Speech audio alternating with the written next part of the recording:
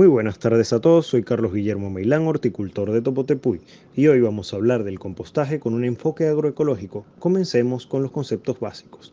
El compost es un producto obtenido mediante la descomposición controlada de materia orgánica, con la finalidad de enriquecer los suelos de cultivo, ya que contiene nutrientes esenciales para el crecimiento de las plantas, como nitrógeno, fósforo, potasio, carbono, calcio, hierro y manganeso.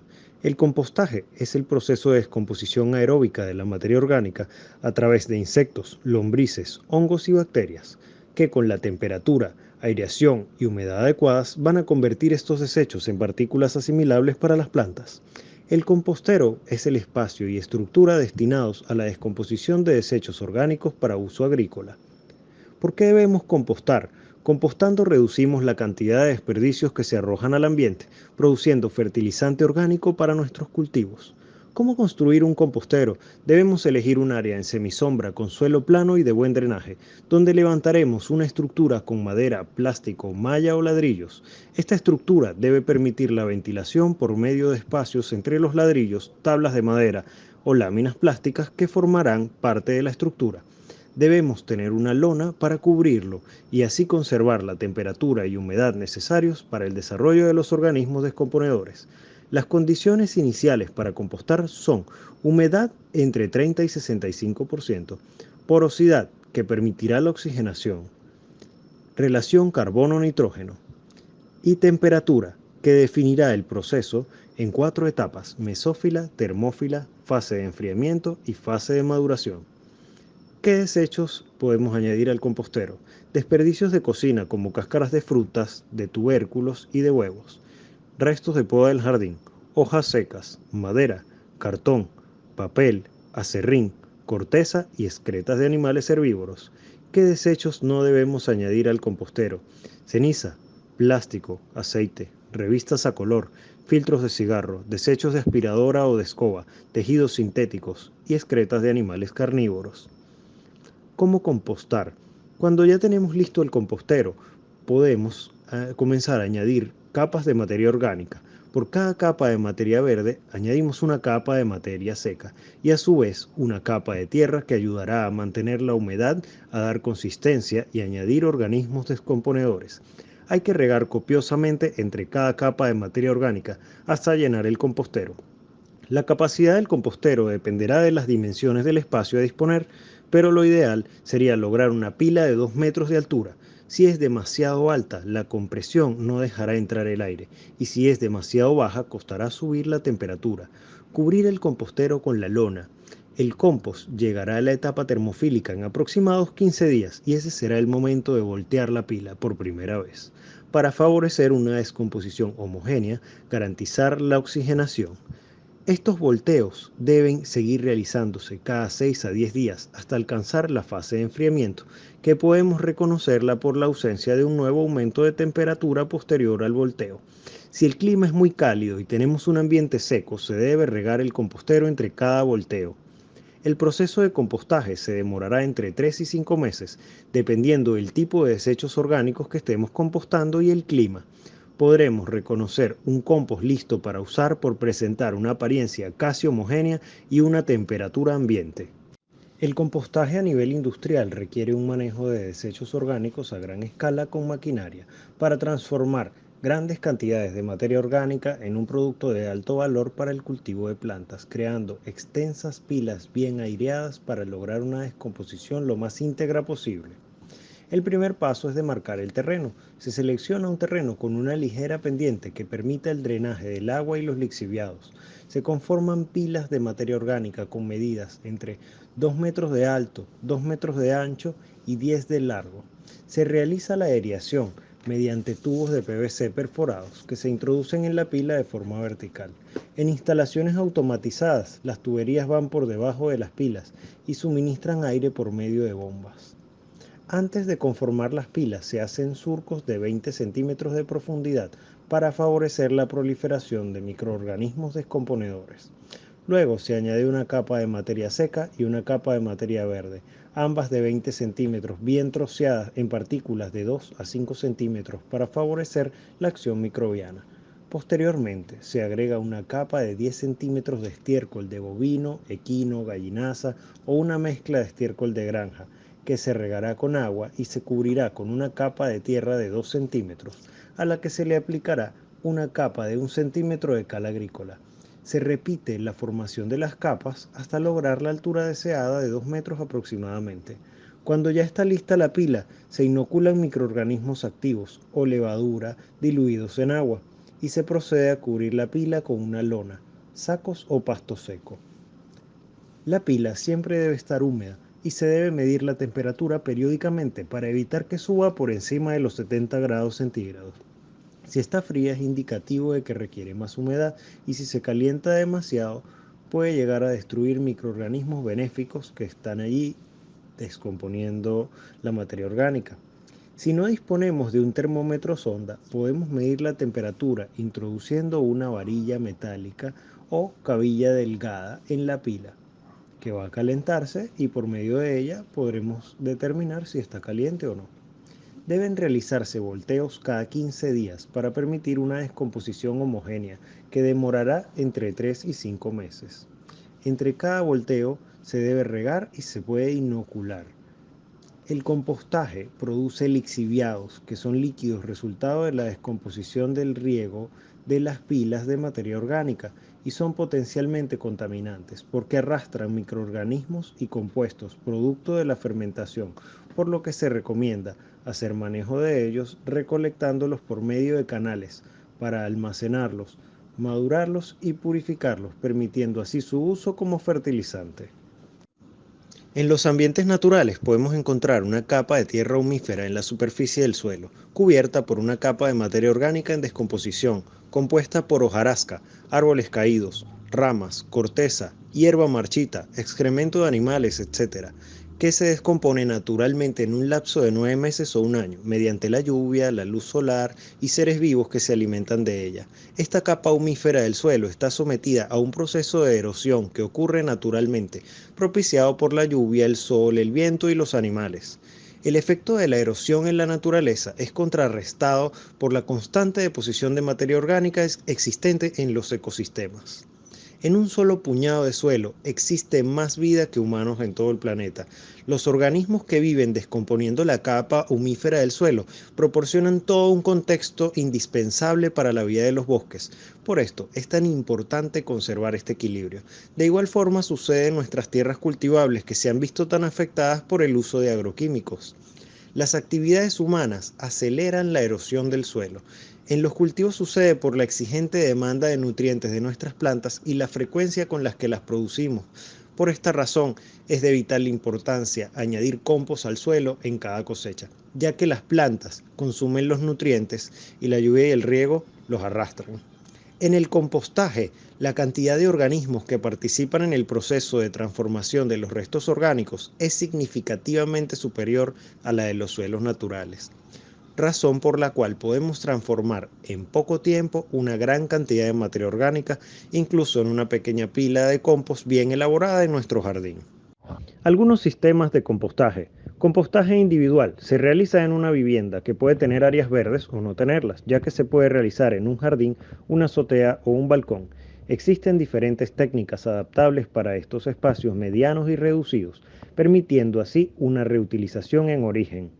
Compostaje comunitario es una actividad que requiere un mínimo de organización, capacitación e interés de los habitantes de un sector que puede incluir urbanizaciones, caseríos, espacios públicos, escuelas y otras instituciones, para el aprovechamiento de áreas libres comunes, la recopilación de materia orgánica y la aplicación de acciones que esto concierne para poder lograr un desarrollo sostenible de provecho para la comunidad que además contribuya con la conservación del ambiente. Compostaje público con residuos institucionales. En este caso, el manejo de residuos ya existentes en los municipios se adapta para la selección y recopilación de los residuos orgánicos provenientes de jardines, plazas, instituciones y espacios públicos en general, para utilizarlos en un compostaje que puede beneficiar las mismas áreas de donde proviene. Compostaje público con residuos caseros.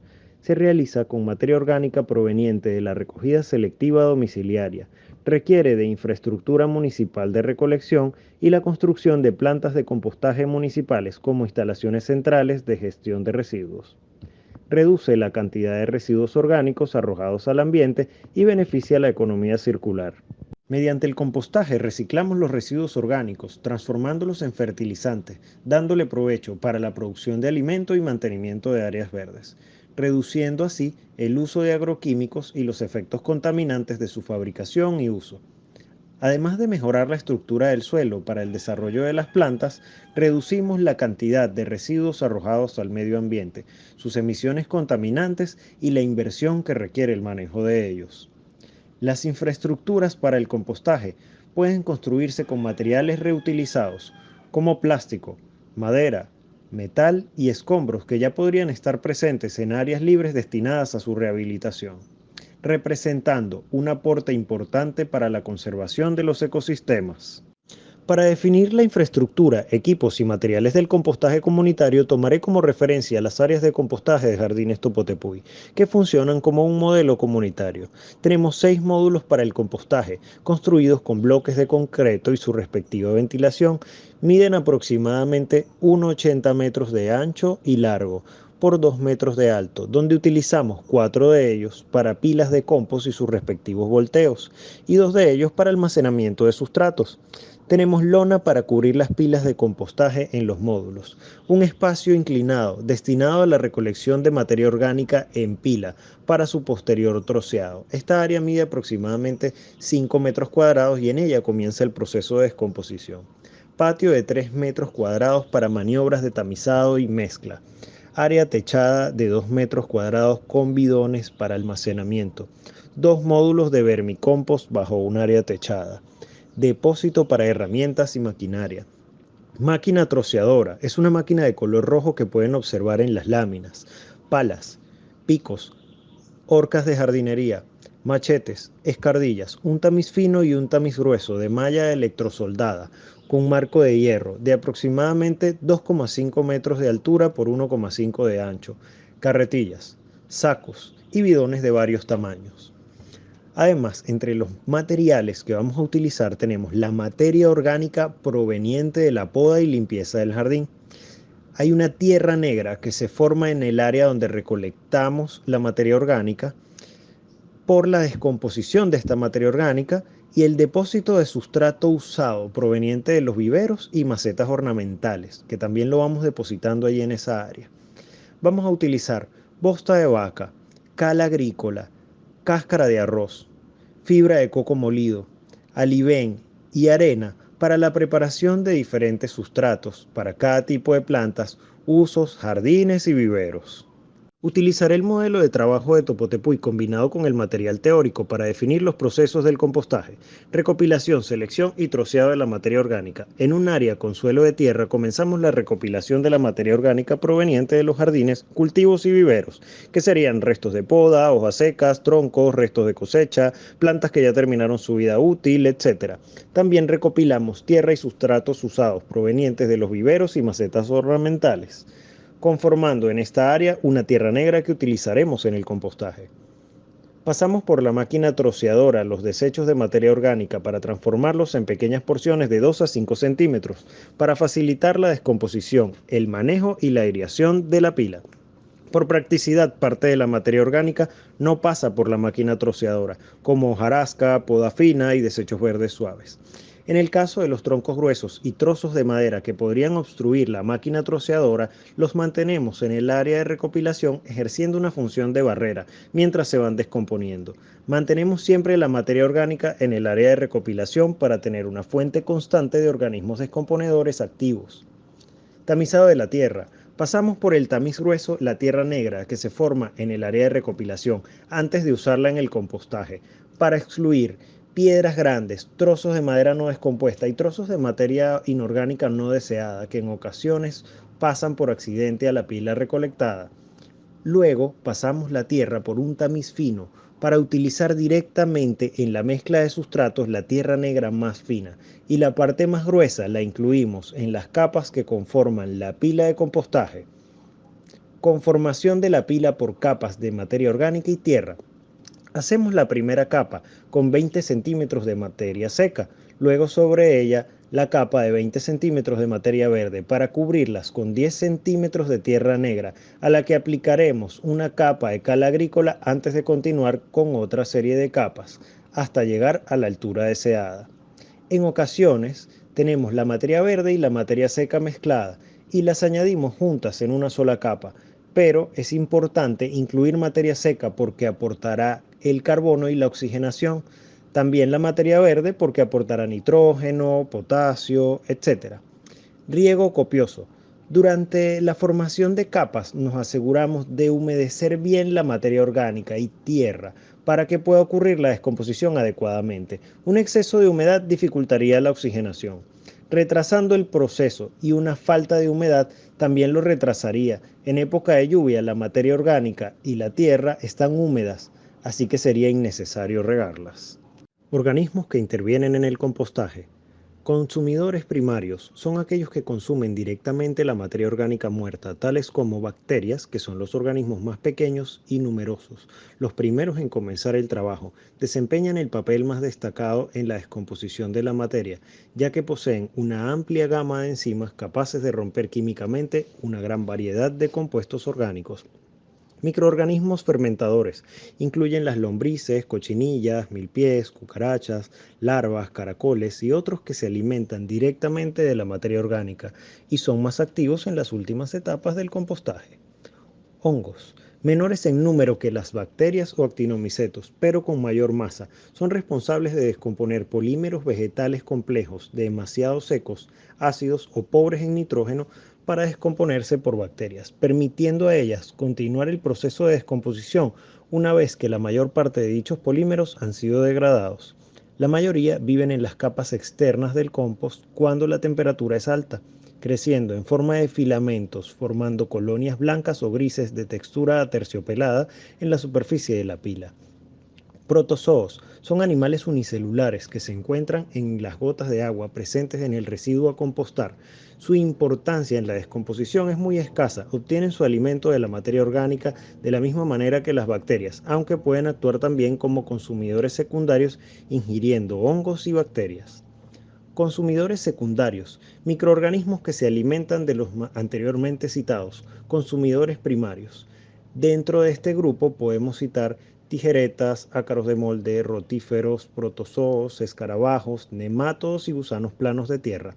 Consumidores terciarios van a alimentarse de materia orgánica viva, tanto de consumidores primarios como secundarios. En este grupo encontramos las arañas, escorpiones, ácaros predadores, ciempiés, hormigas y escarabajos. Etapas del compostaje. Etapa mesofílica. En esta etapa abundan las bacterias mesofílicas y hongos mesofílicos. El número de actinomicetos permanece relativamente bajo. Debido a la actividad metabólica de todos los microorganismos, la temperatura aumenta hasta 40 grados centígrados. El pH disminuye desde valor neutro hasta 5,5 a 6, debido a la descomposición de lípidos y glúcidos en ácidos pirúvicos y de proteínas en aminoácidos, lo que favorece la aparición de hongos mesófilos más tolerantes a variaciones del pH y humedad. En esta etapa, la relación carbono-nitrógeno es de especial importancia, ya que el carbono aportará energía a los microorganismos y el nitrógeno es esencial para la síntesis de nuevas moléculas. Por ello, la relación debe estar en torno a 30. Si superamos esta proporción, la actividad biológica disminuye, mientras que proporciones superiores de nitrógeno provocan el agotamiento rápido del oxígeno y la pérdida del exceso en forma de amoníaco, tóxico para la población bacteriana, o por lixiviados. El color en esta etapa aún es fresco y el olor a frutas, verduras y hojas frescas. La humedad y ventilación del compost son esenciales para maximizar la actividad microbiana y por consiguiente el proceso en general. La primera se debe mantener siempre en torno a 40-60%, ya que el agua distribuye los nutrientes por la masa. La ventilación debe ser adecuada, sobre todo en las primeras etapas, y con residuos densos y ricos en nitrógeno, pero nunca excesiva, ya que, igual que el sol, puede secar demasiado la pila de materia a tratar. Si la selección inicial del residuo no fue adecuado o su área superficial es muy reducida debido a que el tamaño de las partículas es excesivamente grande o pequeño, la ventilación formará caminos preferenciales, quedando otras zonas en ausencia de oxígeno. Etapa termofílica. La temperatura continúa ascendiendo hasta llegar a valores de 75 grados centígrados. Las poblaciones de bacterias y hongos mesofílicos mueren o permanecen en estado de dormancia, mientras que las bacterias termofílicas, actinomicetos y hongos termofílicos encuentran su óptimo, generando incluso más calor que los mesófilos. La degradación de los ácidos obtenidos en la etapa anterior provoca el incremento del pH, pasando desde 5,5 hasta 7,5, donde permanecerá casi constante hasta el final del proceso. El color del compost se pone más oscuro paulatinamente y el olor original comienza a sustituirse por olor a tierra. En esta etapa, cuando comienza la esterilización del residuo debido a las altas temperaturas, la mayoría de semillas y patógenos como E. coli mueren al estar sometidos durante días a las temperaturas superiores a 55 grados centígrados. Etapa de enfriamiento.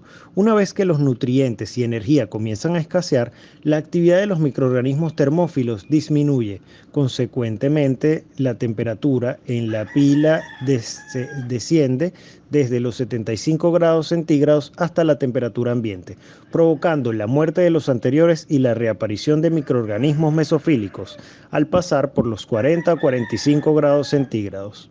Estos dominarán el proceso hasta que toda la energía sea utilizada. Etapa de maduración.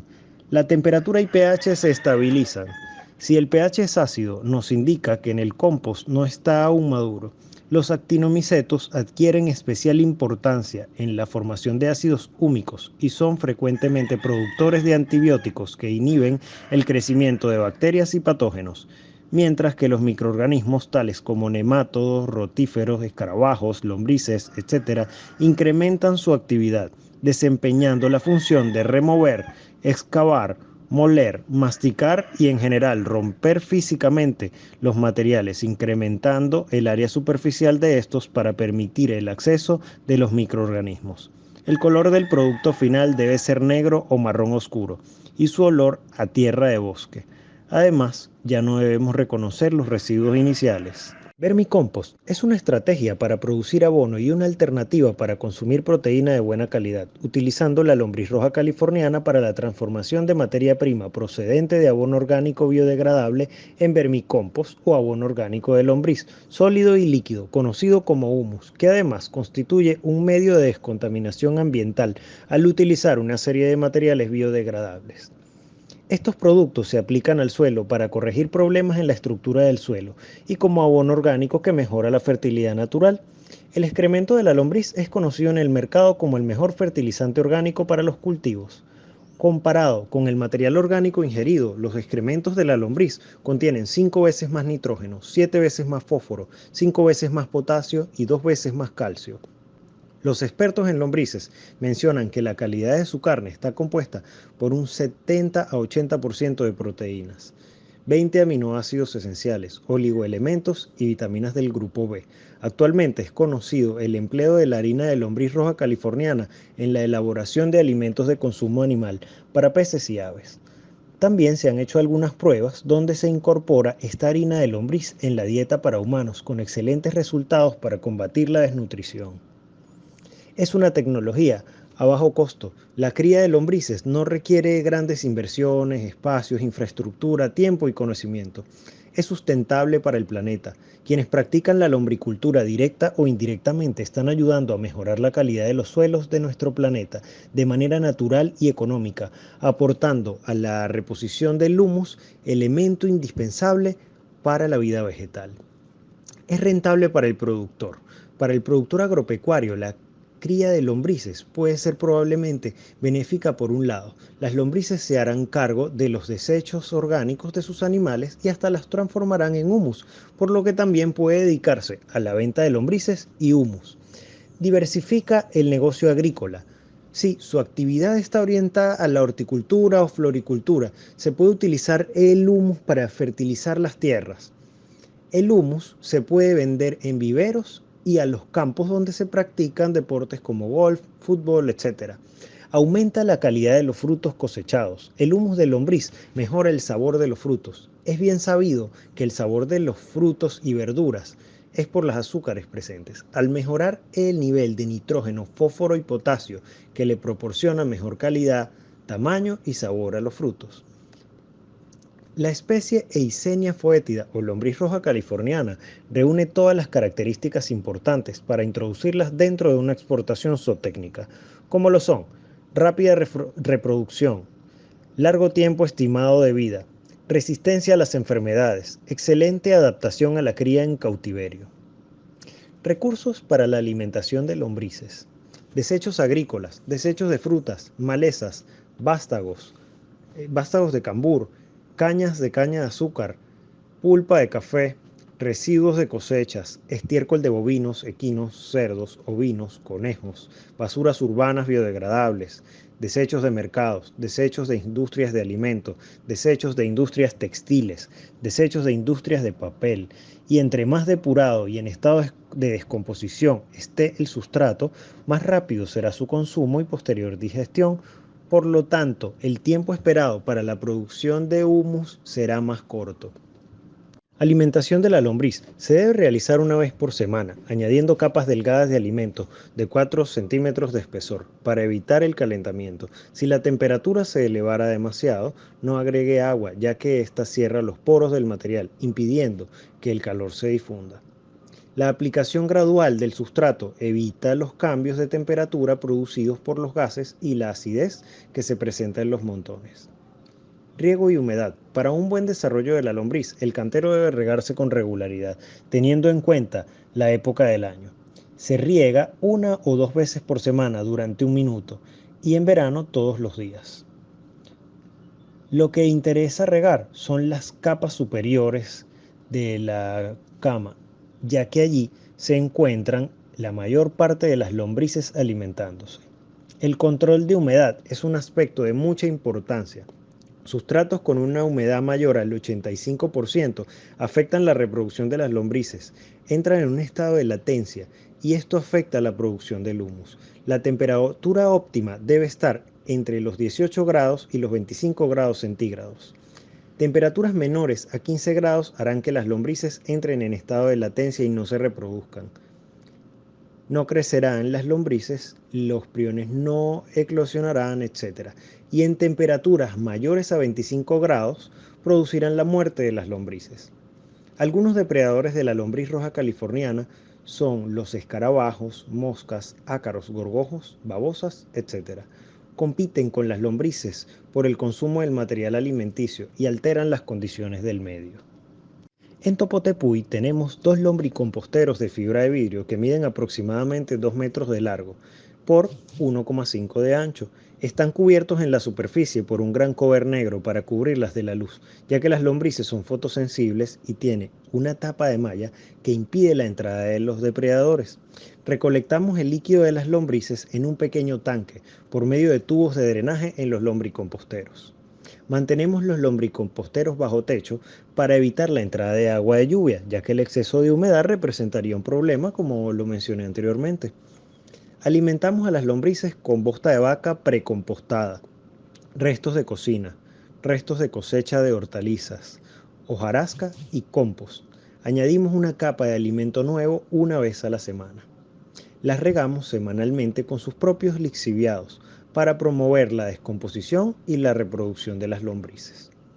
Entre 4 y 6 semanas tenemos listo uno de los lombricomposteros para ser cosechado, así que retiramos la mayor cantidad de lombrices posible mediante trampas hechas con sacos de naranja, en los que colocamos la comida nueva para que las lombrices suban y así sacarlas para recomenzar el proceso en el otro lombricompostero de donde ya anteriormente cosechamos el compost. De esta manera nuestro vermicompostaje funciona como un ciclo que nunca se detiene para poder abastecer nuestra exigente demanda de abono orgánico.